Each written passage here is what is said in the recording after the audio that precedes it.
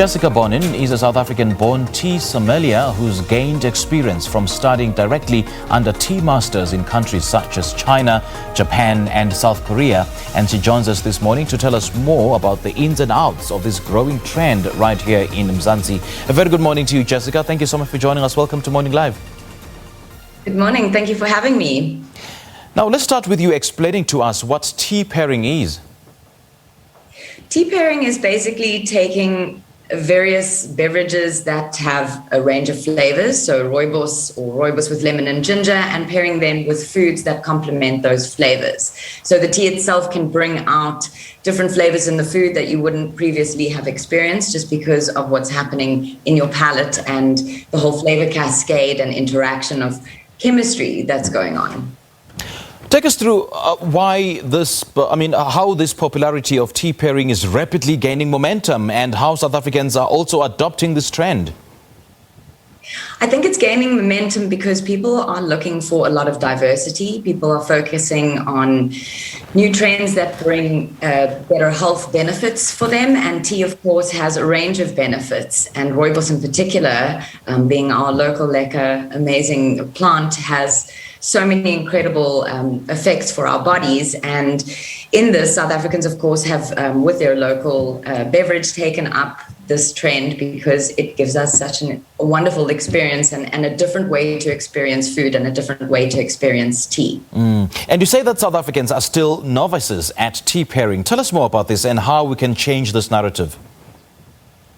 Well, practice makes perfect. And I think South Africans, because tea is, in terms of its current trend and integration into many different ways of drinking in our daily lives, can seem a bit overwhelming to people. They have this idea that maybe there's a whole decorum that you're supposed to drink tea with, or that you have to be super fancy, is what I usually get. But tea is really a personal experience and it's a personal adventure. So for people to perfect the experience and to enjoy all the wonderful options that you have, you really have to just actually try it. So it's a case of trial and error and just experiencing what you can with all the flavor cascades. Right. Let's talk about the global health trend that has increased the demand for healthy products such as rooibos and how COVID-19 has accelerated this trend. I think a huge focus has come onto our immune system and, of course, onto how it is that we're living our lives. Things have been quite unsustainable in terms of us just constantly going. There is some kind of culture about stress. It seems to be something that's rewarded, and of course it takes its toll on our body. And the vulnerability that we have during this pandemic, of course, has highlighted how important it is to maintain our state of health. And rooibos scientifically has been shown to have many health effects. Of course, it's not a medicine, and no one can use it as an alternative to medicine. But in terms of how it supports your body in many different ways, it has some really incredible benefits. And people are now looking to how can you support your daily life with what it is that you're consuming. So, of course, less junk and more health. And the beauty of rooibos is that because it's so diverse in its flavor and you can add so many different things, it means that you can actually enjoy health as opposed to people thinking that health doesn't taste very good. And I suppose it also, an antidepressant, because you get to use a cup of rooibos tea after a hectic day at the office, isn't it? Anyway, absolutely. Take us through some of the common and the basic tea pairing trends that are currently popular. Well, I would say everybody loves a good high tea. So pairing tea with anything that is sweet is, of course, really wonderful. People often ask me, do you take milk with tea? And it depends on the tea itself. So people generally drink an English breakfast, but of course, rooibos, plain rooibos goes really nicely with milk and sugar. So to have something like that at a high tea is really lovely. And then you pair it with different scones and cakes. But then if you're going into different kind of flavors, like let's say rooibos and mint, for example, that's pairs really beautifully with something that's chocolatey, something dark, like a mousse or a fondant.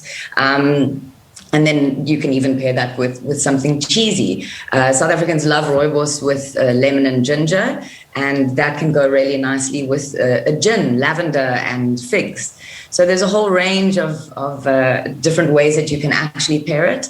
And across the world, people are actually doing tasting plates. So what you'll do is you'll sit and you'll get different, almost like a tapas, You'll get different meals small little tasters that will come with different teas, and you'll sip the tea and taste the food, and you'll experience how that flavor changes in your palate as you're sipping the tea and eating the food. And this seems to be the most popular one at the moment. And for those tea pairing novices who are not so clued up about the whole tea pairing concept, and they don't know what to pair what tea with, should they focus on the flavor of the tea with the key ingredient on the food that they're pairing it with?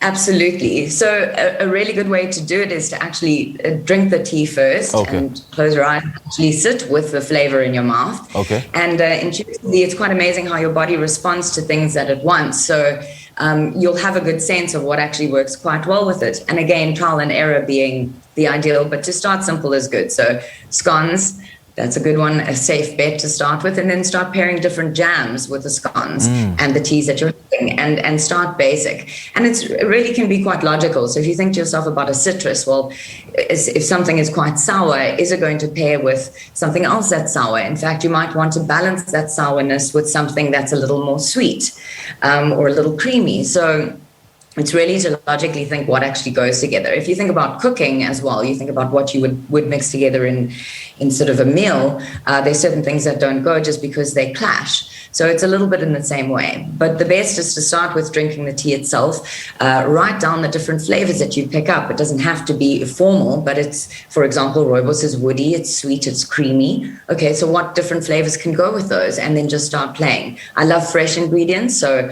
freshly sliced lemon, freshly picked mint, those kind of things really are nice to complement the rooibos. Play with that and then start seeing what foods actually pair beautifully with that.